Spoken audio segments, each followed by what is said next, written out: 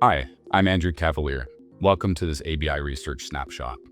I'm joined today by Arpod Iozsa, Chief Product Officer from Lasting Software. In this discussion, we'll explore why legacy testing approaches are creating integration gaps in modern satellite networks. We'll also look at how software-defined channel emulation is helping operators validate dynamic end-to-end systems before launch. Welcome, Arpod. Thanks, Andrew. Looking forward to the discussion.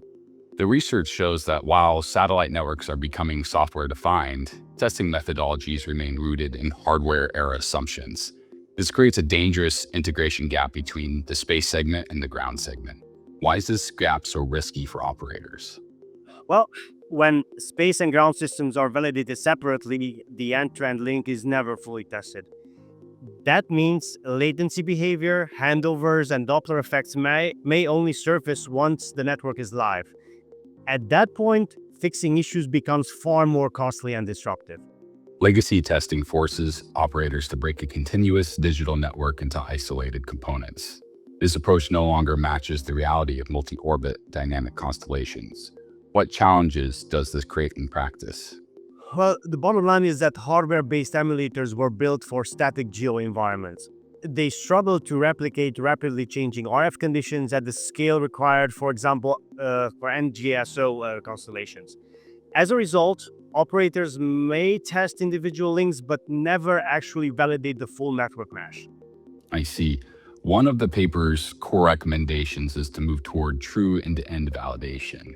This means testing the satellite, ground station, and network logic together. How does software-defined channel emulation enable that shift? Software-defined channel emulation makes it possible to validate RF physics alongside network logic and orchestration altogether. By inserting these realistic channel behaviors between the satellite and gateway, operators can test complex handovers before launch.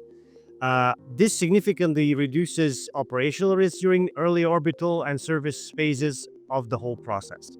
The research also highlights a broader shift from hardware-in-the-loop setups to digital twins and virtual test environments. Testing tools need to live where networks are now being designed.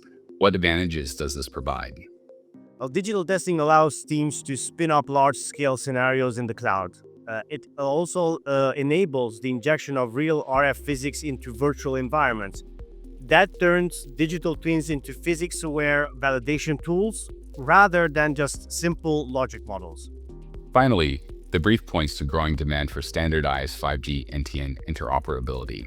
This places new requirements on timing, synchronization, and protocol behavior. Why does this matter now? Well, even proprietary networks will need to coexist with standardized NTN services. Software-defined emulation supports both proprietary waveforms and 3GPP-compliant models. That ensures today's testbeds remain relevant as hybrid networks emerge. The future of space networks is software-defined, dynamic, and deeply interconnected. Testing strategies must evolve to match that reality. To learn more, you can download the full ABI Research Report, Closing the Integration and Protocol Gap with Software-Defined Channel Emulation. Thanks for joining us, Arpod. Thank you, Andrew.